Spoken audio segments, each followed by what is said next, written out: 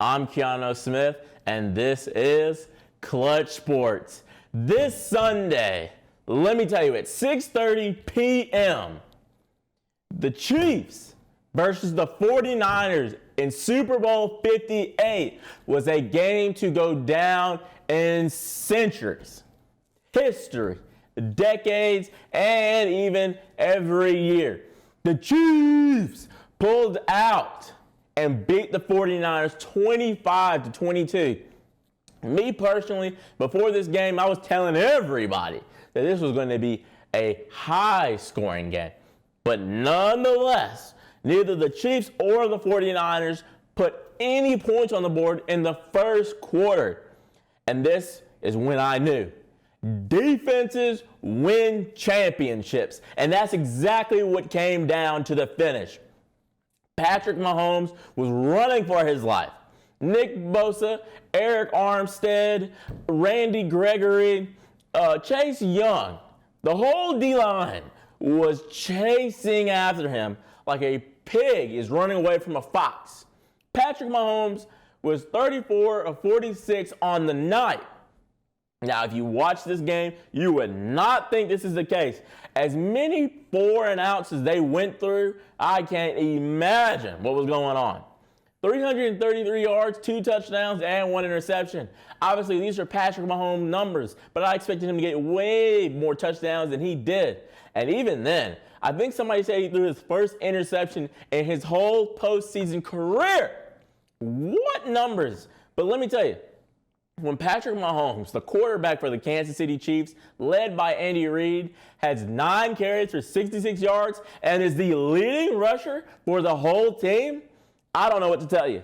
All I can do is sit back, sip my tea, and just rethink life at that point. Travis Kelce was shut out. I think he only had 1 reception the whole first half, but he came with a vengeance the second half. Let me tell you.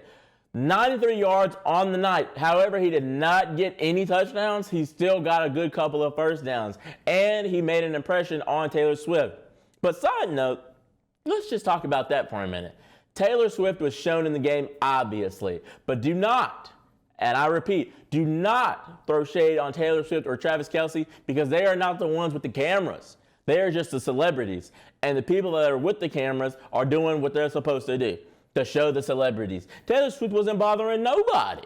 Absolutely nobody. So I don't want to hear nobody else say, oh, Taylor Swift sucks and this, that, and the third. Y'all are just haters because they are in a good relationship.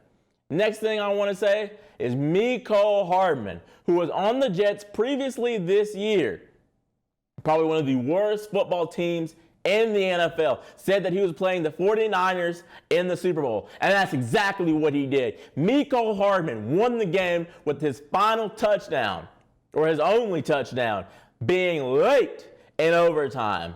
And overtime was terrible. I was dripping in sweat. I was being heckled by all of my friends that the Chiefs were not going to win. But you know what they did? They came out with the W. Moving on to the 49ers, Brock Purdy, Mr. Irrelevant. He was 23 of 36, 255 yards and 1 touchdown. And Cam Newton was right. He is a general manager. He did not ball out because you know what? If he did ball out, he would be a game changer and make game-changing throws. That ain't what he did.